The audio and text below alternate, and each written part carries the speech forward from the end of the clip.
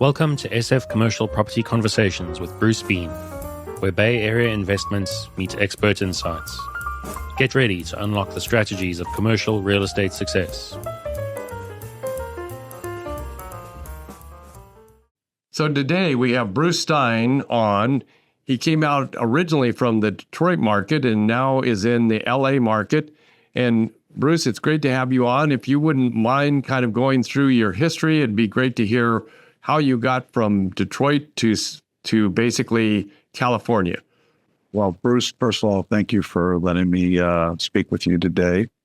I appreciate it very much.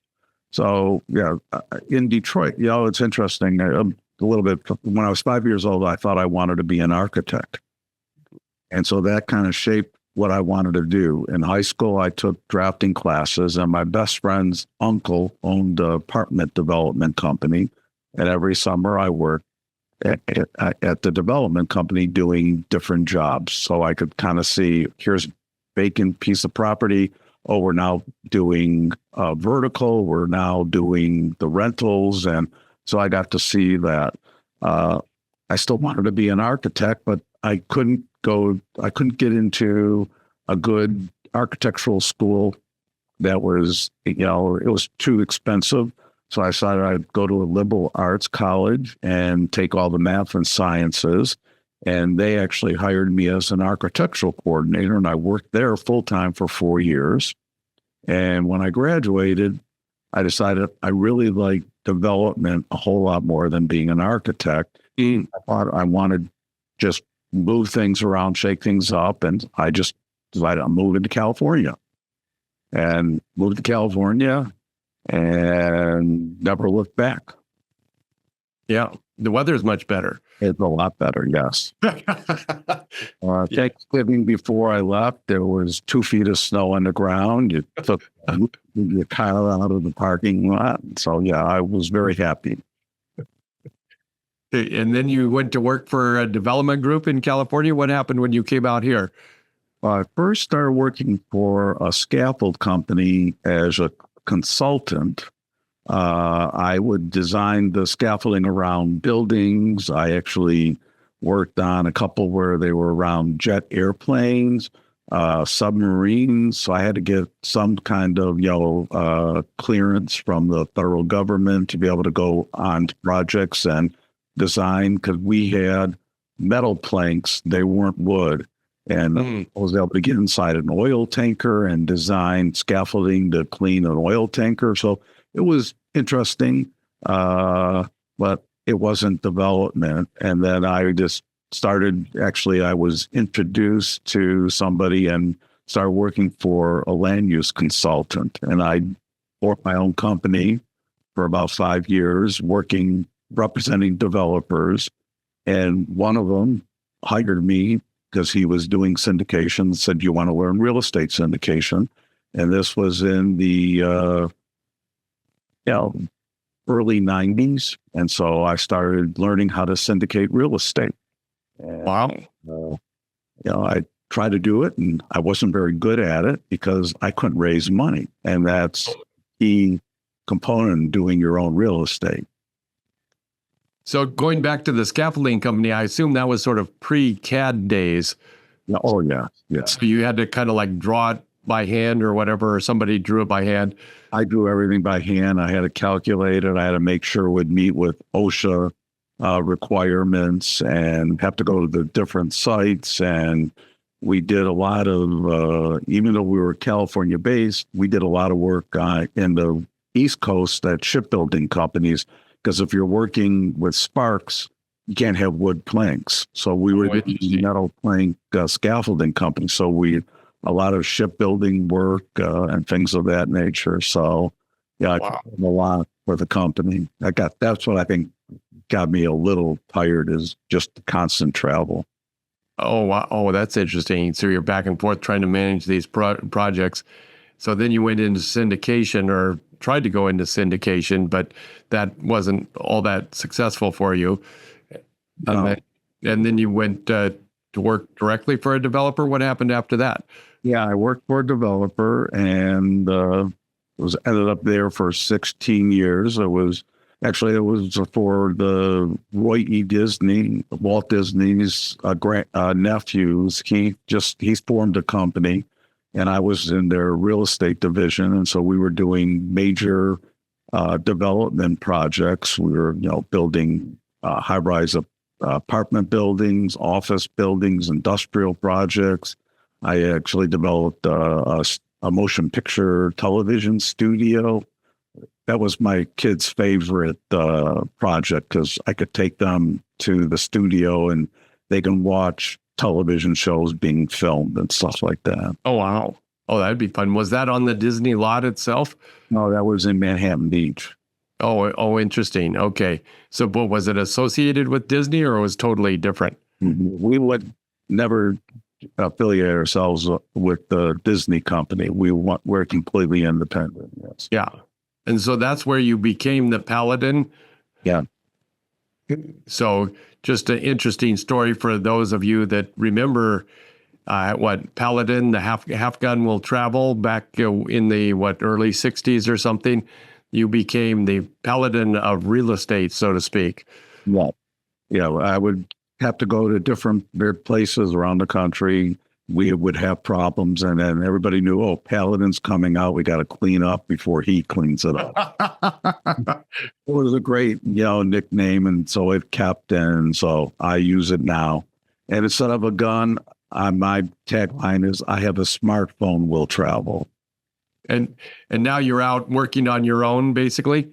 Work for myself. I pivoted about 18 months ago after I left Shamrock, which was the Roy Disney company. I represented a private debt fund and was doing bridge construction financing throughout the country.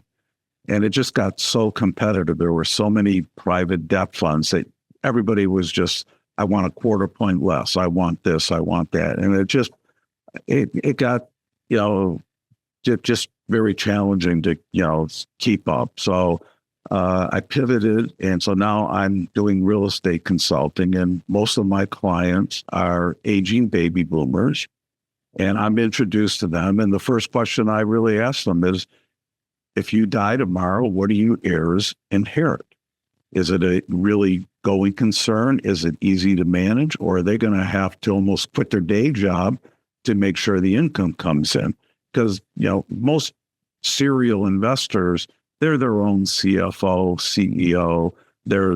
If they got $25 million of real estate, they don't have a company. It's themselves and maybe a bookkeeper. So everything's in their head. So the first thing I tell them is, if your brain's not there, what happens?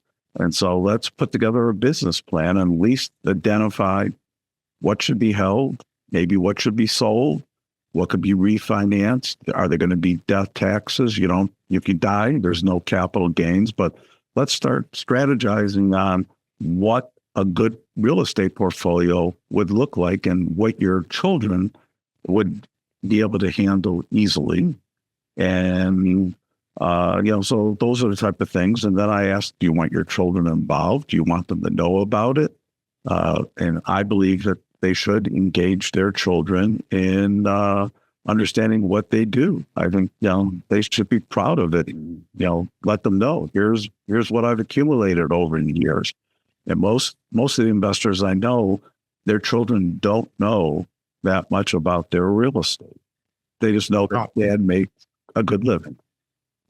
Yeah, and they don't necessarily know anything that's going on. So is there sort of an educational piece that you put together to try and educate the children as to what the properties are and kind of talk to them about what they want to keep or leave or whatever? That would happen if let's say the patriarch passed away, and then now they were coming in and saying, okay, we now own the real estate and we see your name all over the place. What do you recommend? Yeah. So, as an example, I had an 85-year-old woman. She developed 2 significant apartment buildings in the 80s.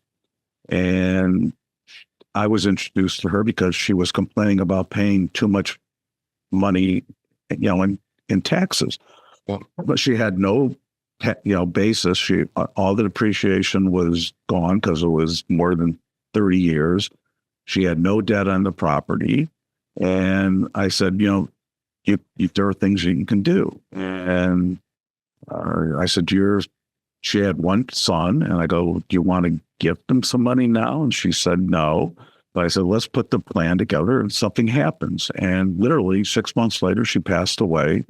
Wow. One called me up and said, pass away. I said, you don't have to worry about capital gains, but he had about $15 million of death taxes that he had to pay. And so we said, let's refinance this property real quick so you've got the money. And then you can decide, do you want to hold on to these, but they're management intense, or do you want to sell and invest in something else, or just take the money and run? And he decided to take the money and run. Wow. Wow. So in that case, just out of curiosity, when a death occurs, the basis obviously is upgraded. And then do you get to start new depreciation? What happens with that? Well, you can go out. That's a great question. You can go out and get a cost seg, which then, because there's a new basis, he can now start getting some depreciation. And because of cost seg, you can, accelerate some of the depreciation. So it helped him with some of that taxes in, for last year when he decided, when he inherited the property and was getting cash flow. And now he's retired and living in Malibu. Wow.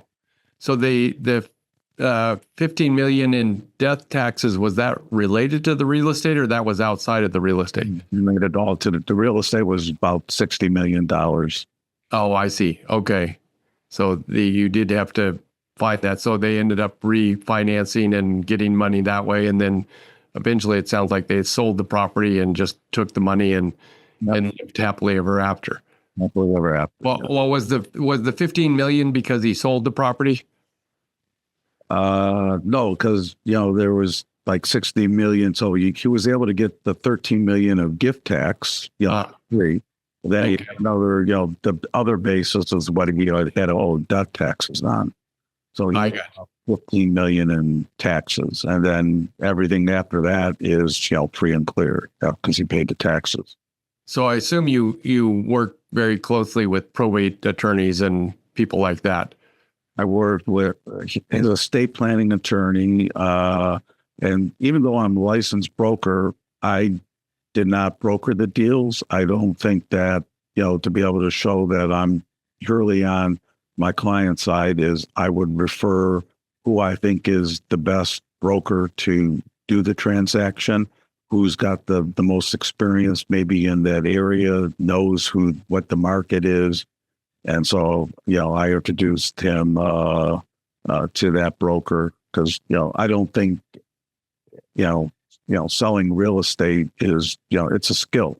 I think buying real estate is a separate skill. I always sometimes will never give, 2 assignments if a client is saying, you want to buy, I go, use this broker to buy, use this broker to sell. You'll do a better job.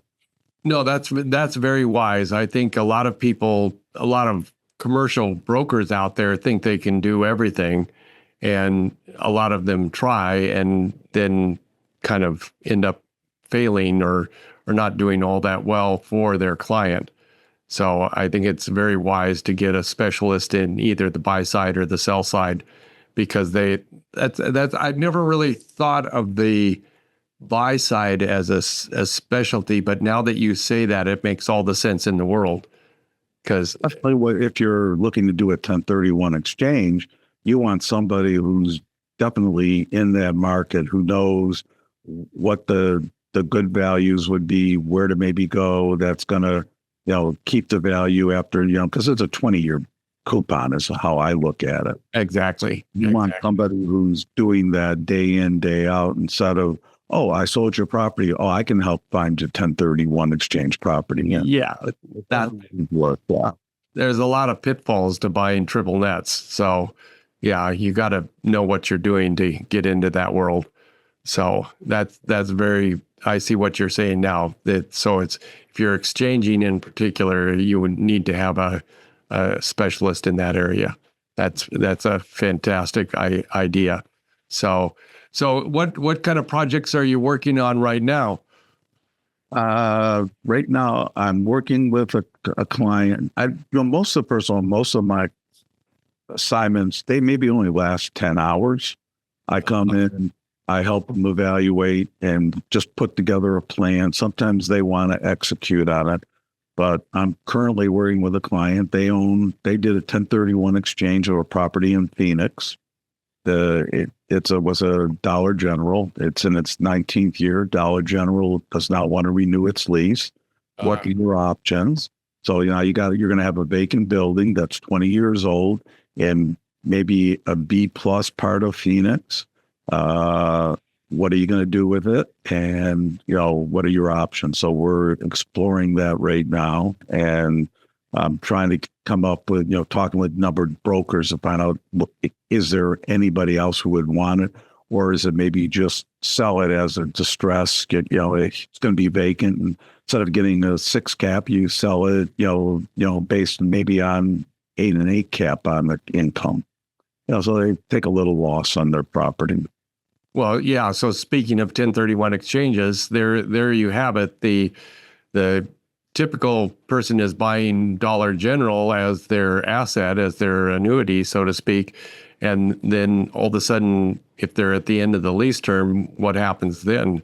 So did this particular group own the property for 20 years? They did a 1031 exchange, and that was what they decided to do. And, it probably was a good idea 20 years ago. Dollar General was a growing company, but, with the mergers and all of that, there are just too many of them. And, so they decided, or Dollar General decided not to renew the lease. So, we're working with a broker now to see if they can find a tenant in the interim, or they'll probably, sell it at a discount. Well, I mean, after 20 years, in theory, they've made back all their money in, spades. So they're not really necessarily needing the money. But that's interesting. I assume they did not come to you 10 years ago and say, hey, Bruce, should we sell this place, 10 years ago? No, they did not. Probably would have been the best time to sell it at that point. Probably. Yeah, that's the problem with these. Is, if you got a great location, a lot of times they will want to extend and you get a bump up in rent, and that's all great. But actually how I was brought in originally is they called up and said we were being fined by the city of Phoenix because Dollar General was not maintaining the property. And the first thing I said is, you probably would have a year left on the lease, and they notified you to not renewing. And they go, how do you know that? I go, like, duh. Yeah, like they're not putting any more money into that place because they're not renewing. So that's, yeah. Well, and that's exactly where you want to be basically 10 years ago or whatever, is advising these people to try and optimize their property so that they can sell at a proper time and get out and start something new. So that's all. That's that's the beauty and the danger, I guess, of not hiring you sooner. Yeah, and then I'm working with an individual. He owns maybe 8 properties downtown LA. Oh, wow. He wants to retire. He wants to have his son take over to manage it.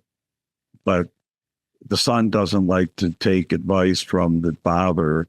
So they brought me in, and I'm working with the son so that he knows what questions he should be asking and guiding them and letting him know these are this is ultimately what you're responsible for. Here's what you should be thinking about. Here's what you have to be doing on a day-to-day basis. So I'm kind of mentoring them and how to own real estate, because the father is, recognized, which was great, that he is impatient with his son, and it would have not gone well. And to bring in somebody, that's, impartial, it's a great way to help the son, understand the responsibilities of real estate ownership. Yeah, that sounds like a very difficult combination of things, and you're doing a fantastic job. I assume the son doesn't have a real estate background. Yeah, so it's like, oh, geez, I got to learn all this stuff and figure it out. And obviously the father's saying basically, oh, you should know this stuff. Go figure it out or whatever. No, he understands that the son doesn't, Yeah. but he doesn't, want to be the teacher because he'd be so impatient. What do you mean? What are you don't understand what a return on investment is? Can't wait. I told you that last week. Yeah. No, Yeah, what's wrong with you? So the son can call me up and ask what he thinks is a stupid question that his father would probably say, I told you that last week. How come you don't remember? So Well, that's a great role. So I assume how do you charge on an hourly basis only? by the hour, yes. Yeah. And so typically that's interesting that your average client is maybe 10 hours worth of work. So, and then kind of you go to the next place. So how do you market yourself other than on podcasts like this? Well, I'm part of a networking group. And so there's, it's nationwide. So I know a lot of people through that. And I attend a lot of, online meetings. And, because what I'm offering is very different than what most people do. Some people, I'm a property manager, or I'm a broker, or I'm this. So people recognize, you got to talk to Bruce, if you have a real estate portfolio, at least have them look at it and, and say, okay, this is good. Don't do anything, but at least listen to them. So that's majority of where I get my clients from. So unlike a typical commercial broker, you're not making a lot of cold calls or warm calls or any of that kind of thing. No, it's all inbound. Yeah, no, that's fantastic. So, well, yeah, that's interesting. Can you talk a little bit more about your referral network? They're primarily estate planning attorneys, accountants. So when I'm out and about, I'm telling people, if you have a client who owns real estate and they're just in passing saying, God, it's coming a pain now to manage my property. It's taking a lot more work, or I'm concerned about, is the cash flow going to be sustainable over the next 5-10 years? They know to say, oh, you should talk with Bruce. I got a guy who's been through it all. He's got, 40 years experience. He's been in your shoes probably 3-4 times. And so, why not just, engage him and have him, talk with you and figure out your next steps. So is there a case where real estate attorneys, but estate attorneys think they understand it all and they don't need an expert like yourself? Oh, actually, I think they don't want to provide the real estate advice. Wealth advisors do not want to provide real estate advice because, they're mostly, stocks and bonds. But, if their client has real estate, they would want to be able to just say, I don't want to have a conflict of saying, here's what you should do. And all that. But that's where I get, and then, I'll get a realtor calling me up saying, I want to introduce you to somebody. There's somebody who I sold a property to, I sold their home. And they mentioned, by the way, I have a few other properties and not sure what to do with them. I, get introduced and, whether it's, 2-3 hours, but. Can you give us a little bit of a formula for what you look at if you're coming into a particular client like that? Usually I'm looking, first of all, okay, how long have you owned the property? Where are you with your depreciation, things like that. So how do you, tax advantages that you may still have?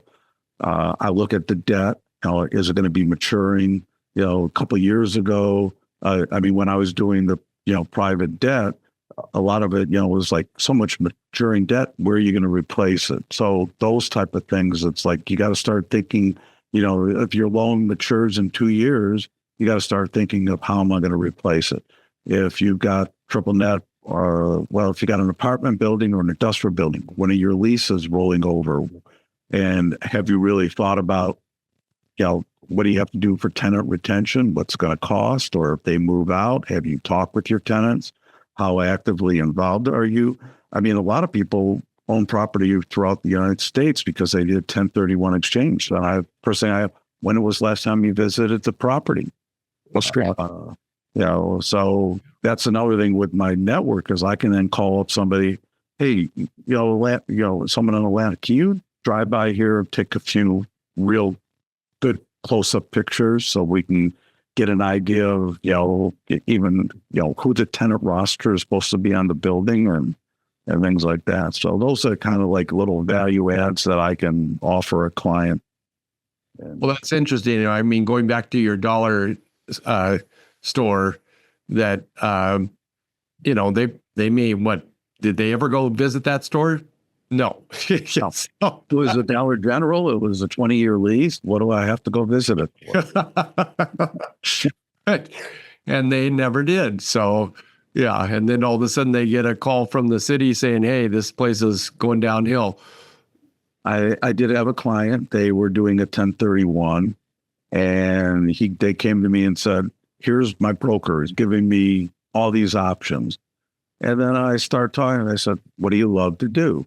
And then all of a sudden it hit on them. They said, well, my father owns a tree farm in Idaho, and I go up there once, twice a year. I go, then let's go find something in Boise. Yeah. Fly to Boise. You can look at the property, then go visit your father at his tree farm, and you could write off the trip instead of now paying for it. And he goes, oh my God. I go, those are the type of things that I try to, okay, it was a 6 cap. It wasn't, it was a little less pricey, but, brokers are trying to get you, to what they want. And I'm trying to say, no, what do you want? How can we make this more enjoyable? If you're going to own a property is, go buy it where you're going to want to go to. That's always somewhere where, because you're getting a half a cap rate, point. Yeah. Yeah. I mean, come on, half a point. Yeah. I mean, come on, let's say that's well worth the enjoyment of going to Idaho or wherever you might want to go to kind of see your father or see maybe there's some place you actually like to travel. Yep. So those are the kind of things that I'll work with a client up front and try to, get where their thinking is and help them make a decision. So if you're working 10 hours sort of on average, it sounds like you have a lot of clients throughout the year. Yeah, they come and go real quickly. Yeah. But I mean, it's you have to kind of keep your funnel full all the time. Yeah. So that's the fun and the challenge of doing it. Yes, that's the challenge. Yes, it's I'm doing a lot of networking. Yeah, well, we'll have to talk about networking. I'm gonna ask you now, where can people find you if they want to do something with their property? They don't know what to do with it. Well, they can reach me at this email, bstein@realproppartners.com. I don't answer my mobile phone all that much because I silence it because I'm usually, I don't want to be disrupted during, if I'm reading something. So best is always by email. That's fantastic. So definitely email Bruce Stein if you want to work with your property, find a good trade, or do whatever, help your children along the way. So Bruce, it was great talking to you. I look forward to talking to you again very soon. And we'll just kind of sign off from here. Okay, great. Thank you, Bruce. Thank you for being here. This was great fun. That's a wrap on today's journey through the SF commercial real estate scene. Ready to share your story? Visit sfcommercialconversations.com/guest. Your insights could lead the next conversation.